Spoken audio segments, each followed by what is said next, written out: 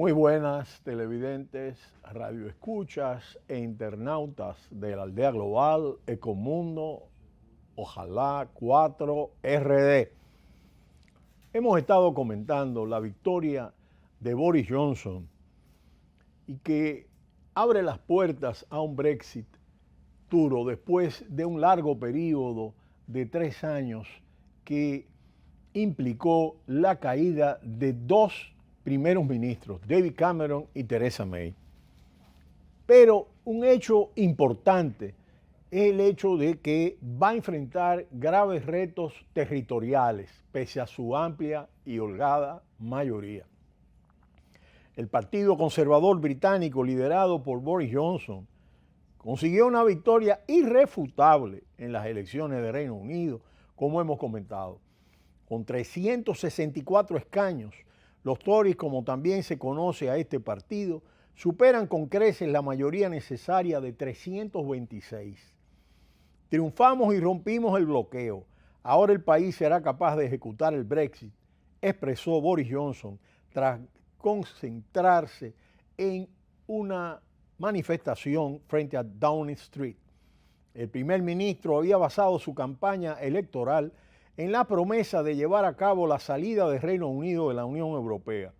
Dicho evento está ahora más cerca que nunca por la ampliación de escaños de los conservadores con respecto al Parlamento anterior y el descalabro de votos del Partido Laborista de Jeremy Corbyn, el principal rival de la oposición. Los tiras y aflojas del Parlamento británico empujaron a Johnson a pedir una extensión de la fecha de salida, la cual fue aprobada por la Unión Europea y fechada el 31 de enero del 2020. Fue entonces cuando el primer ministro convocó elecciones para diciembre en un intento de aumentar su cuota de representantes en el Parlamento y de esa forma desbloquear el tranque político. Pero si el Reino Unido abandona la Unión Europea el 31 de enero, ese es solo el primer paso en un proceso muy complicado. En términos europeos, en la radiografía sobre qué Brexit se ha impuesto, un factor esencial de la campaña y los resultados ha ganado su versión dura, la pactada por Boris Johnson el 17 de octubre con los otros 27 Estados miembros, exclusión del mercado interior frente a la blanda de Jeremy Corbyn, que pretendía mantener a los británicos en la unión aduanera y someterla al repaso de un segundo referéndum en el que ambiguamente, como desde el primer momento, él mismo se abstendría. Para Boris Johnson, la primera prioridad será negociar un acuerdo comercial con la Unión Europea y el tiempo apremia. A la Unión Europea podría tomarle semanas acordar un mandato de negociación formal, ya que todos los demás Estados miembros, 27 sin el Reino Unido y el Parlamento Europeo, deben estar de acuerdo. Eso significa que las conversaciones formales podrían comenzar en marzo. Estas negociaciones deben llegar a un acuerdo final para finales de junio. Ese es el punto en el que el Reino Unido tiene que decidir si extender o no el periodo de transición a 1 o 2 años. Pero Boris Johnson ha descartado cualquier forma de extensión. Si no se ha pactado ningún acuerdo comercial para fines de junio, Reino Unido enfrenta la posibilidad a finales de diciembre del 2020, cuando termina el periodo de transición. Así que el 31 de enero se debe producir la retirada formal británica de la Unión Europea, pero otra cosa es que, contra lo que Boris Johnson ha prometido, la escapada efectiva pueda registrarse en el año de plazo que queda, según lo pactado, para acordar la relación futura entre la isla y el continente. 12 meses nunca han bastado para negociar un gran acuerdo comercial, que eso al menos sí se pretende, y menos si se necesita casi la mitad de ese plazo para la redacción y traducción del próximo tratado bilateral.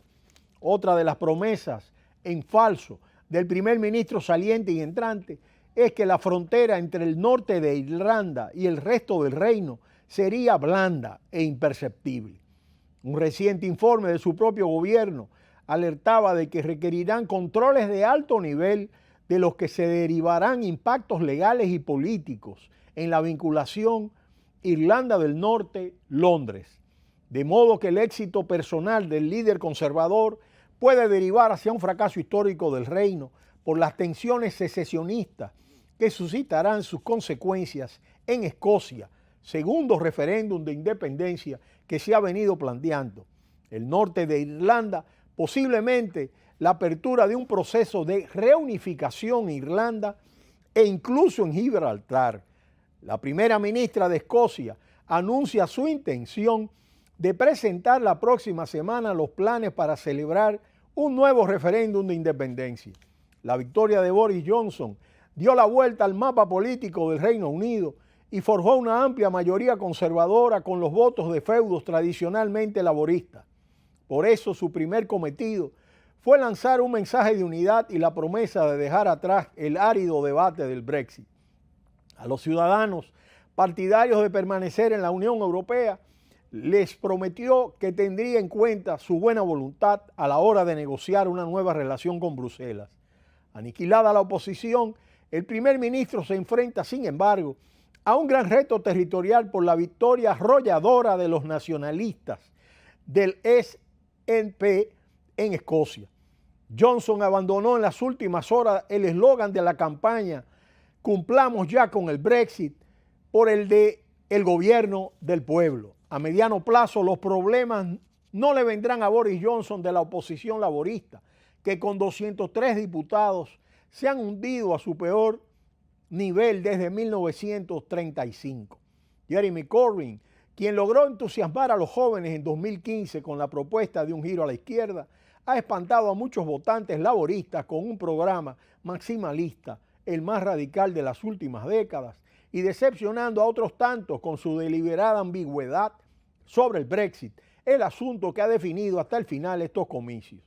El tamaño del desastre laborista se mide mejor por comparación con la resistencia de otros ante el huracán del populista Boris Johnson. No es que el triunfante conservador Boris Johnson le haya arrollado por sus virtudes. La prueba es que donde el partido Tory se ha enfrentado a una formación política sólida, pertrechada de un programa europeo consistente y cohesionado, tras un liderazgo efectivo, el Partido Nacionalista Escocés se ha hundido.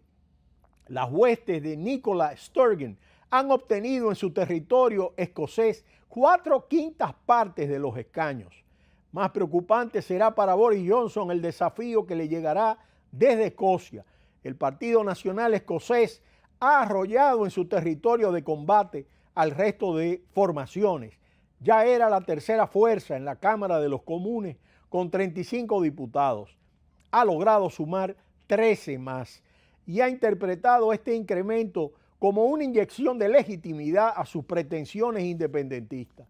La líder del Partido Nacional Escocés, Nicola Sturgeon, heredó de su antecesor Alex Salmond una formación desinflada después de la derrota del referéndum sobre la independencia en 2014, con tenacidad y un mensaje claro en contra del Brexit, que en Escocia fue rechazado por un 62% de sus votantes, remontó los resultados del partido y lo convirtió en un factor relevante en la Cámara de los Comunes. Los electores premiaron su estrategia en las elecciones, en las que el Partido Nacional Escocés obtuvo 48 de los 59 escaños en juego. Los nacionalistas escoceses, que ya eran la tercera fuerza de Westminster, han ampliado su nivel de representación. No queremos un gobierno conservador de Boris Johnson, no queremos un Brexit y aspiramos a que Escocia tenga en sus manos su propio futuro, ha dicho Sturgeon, después de conocer los resultados. La ministra principal de Escocia ha asegurado que los votos recibidos son un claro mandato y respaldo a su propuesta de volver a celebrar en 2020 una consulta sobre la independencia. Confió en un primer momento en una victoria apurada del laborismo, que convirtiera al Partido Nacionalista Escocés en un aliado imprescindible que pudiera poner sus condiciones sobre la mesa. Después del arrollador triunfo de Boris Johnson, quien contará con una mayoría holgada en Westminster, la capacidad de influencia de los nacionalistas se verá debilitada. El primer ministro ya dejó claro antes de la campaña y durante las últimas 5 semanas que no cometería el error que en su día cometió David Cameron. Downing Street no accedería bajo su mandato a que se celebrara un nuevo referéndum. La presión, sin embargo, se hará palpable durante los próximos meses. Los conservadores han aguantado el tipo en Escocia, algo mejor que los laboristas, que han resultado arrollados en el que durante décadas fue su feudo, pero también han retrocedido. El año que viene habrá nuevas elecciones autonómicas y los Tories escoceses no podrán ponerse de perfil ante la cuestión más relevante que vive Escocia. Todo augura que las tensiones territoriales se agravarán en el Reino Unido, mucho más a medida que avance el proceso del Brexit y cada vez más sea evidente la desconexión con el continente europeo. Otra brecha territorial que amanece con abrirse está en Irlanda del Norte. Los partidos nacionalistas, también opuestos al Brexit, han logrado por primera vez más escaños en Westminster que las fuerzas unionistas pro-británicas. Los unionistas de la DUP, socios del gobierno de Londres durante la anterior legislatura, perdieron 2 de los 10 diputados que tenían, mientras que el Sinn Féin, antiguo brazo político del ya inactivo ejército republicano IRA y principal formación entre los católicos, mantuvo sus 7 asientos, si bien no los ocupa porque se niega a jurar lealtad a la corona británica. De forma que los que durante 2 años fueron aliados parlamentarios imprescindibles del gobierno conservador, los unionistas norirlandeses de la DUP, han vivido una jornada sombría. La suma del porcentaje de votos obtenidos por sus rivales, los republicanos de Sinn Féin, el 47,1%, y la formación moderada de Alliance Party, 9,8%, ha superado abrumadoramente el voto unionista de 43,1%. De manera que aunque Boris Johnson cosecha un amplio triunfo para su postura de Brexit duro, en el caso de la unidad política y territorial del Reino Unido, presenta una fractura, sobre todo en el voto de Escocia y de Irlanda del Norte, donde el Partido Nacional Escocés y el partido que lidera la fuerza del Sinn Féin, que era la otrora INRA, han obtenido una mayoría dentro de la Cámara. Al mismo tiempo, los unionistas pro-británicas se han sumido en una derrota, lo cual plantea un nuevo referéndum en Escocia. Pero será hasta mañana cuando volveremos en Ecomundo, ojalá 4RD.